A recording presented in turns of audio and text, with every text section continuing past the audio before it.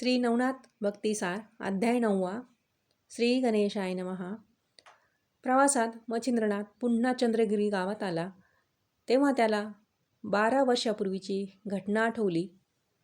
अंगणातून त्याने अलक निरंजन म्हणून भिक्षा वाढा हो अशी हाक दिली. आतून एक स्त्री बाहेर आली. मच्छिंद्रनाथाने तिला तिचे नाव, पतीचे नाव इत्यादी विचारले. तिने जेव्हा सूर्योदय पाल या गौड ब्राह्मणाची पत्नी सरस्वती असे आपले नाव सांगितले तेव्हा त्याने तिला विचारले, माई, मुलगा कोठे आहे? सरस्वती म्हणाली, स्वामी महाराज, का उगाच दुःखावर डागण्यात देता? अजून पुत्रमुख पाहणे माझ्या भाग्यात नाही. मच्छिंद्र म्हणाला, पुत्र नाही असे कसे म्हणतेस? मी 12 वर्षापूर्वीच भस्म मंत्रून दिले होते. भक्षण केलेस का ते?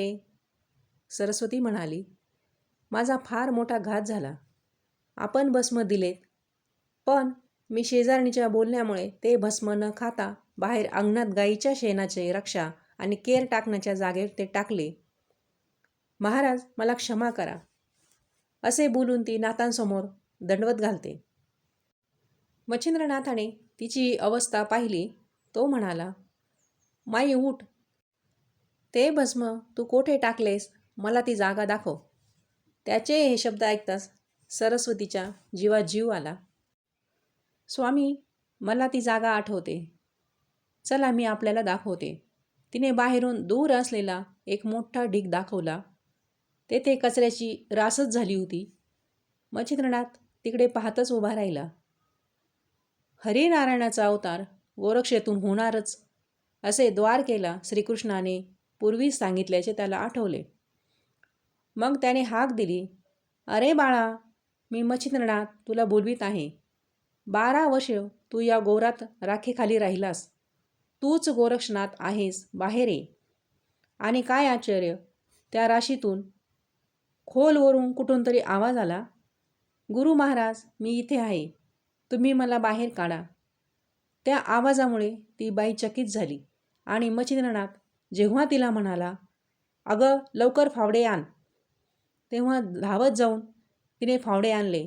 तोपर्यंत आसपासचे लोक जमले होते. त्यांनीही मच्छिंद्रनाथाला तो राखेचा भला मोठा ढीग उपसून काढण्यास मदत केली. ढीग उपसला आणि अगदी खाली 12 वर्षाचा तेजपुंज बालक सिद्धासन घालून बसलेला सर्वांच्या दृष्टीस पडला. त्याचा तापस वेश, तेजस्वी मुद्रा, सौंदर्य व मस्तकावरील कुरळ्या केसांचा जटाभार हे सर्व पाहून सर्वजण आश्चर्यचकित झाले. सरस्वतीने आपल्या कपाळावर हात मारून घेतला.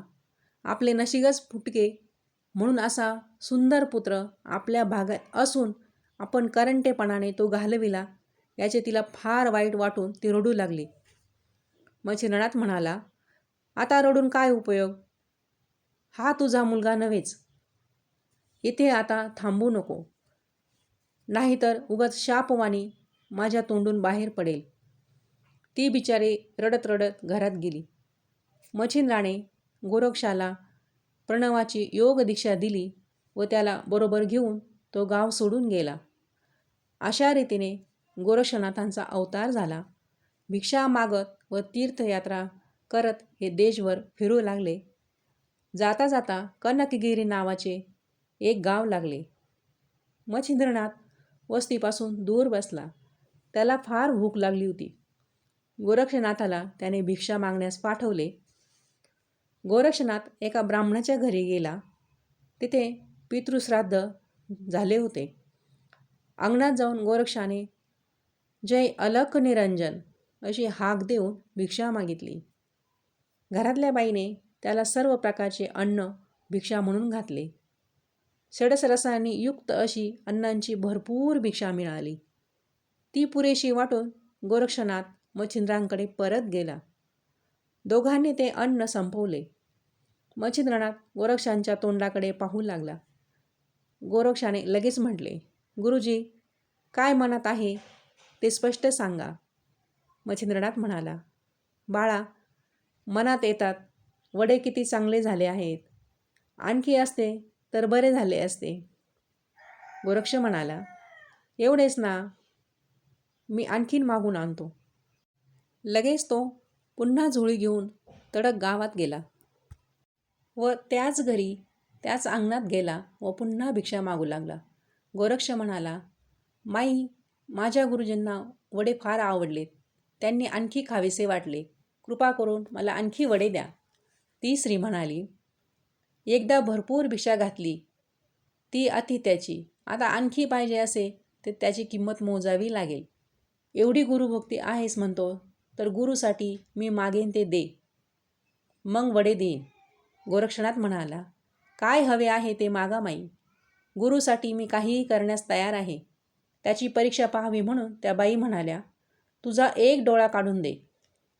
गोरक्षाने तिचे शब्द कानी पडताच आपल्या एका डोळ्याच्या बाजूने बोट खुपसून जोराने डोळा उपटून काढला. रक्त भळाभळा वाहू लागले.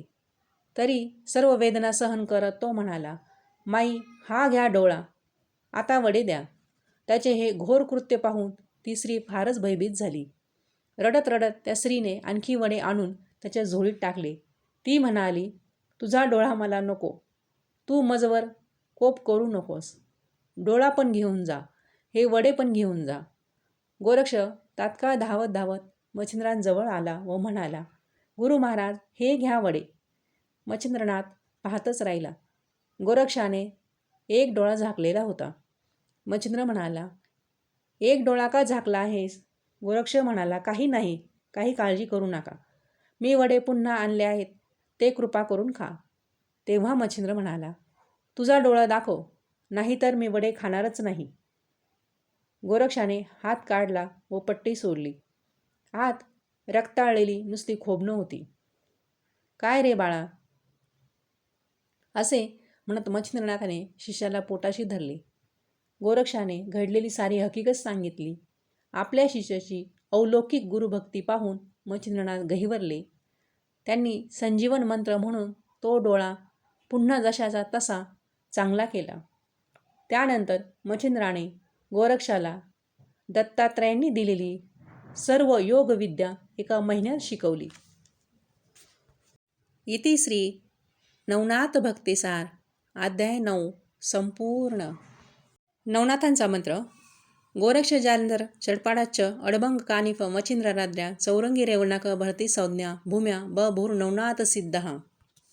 अलक निरंजन आदेश.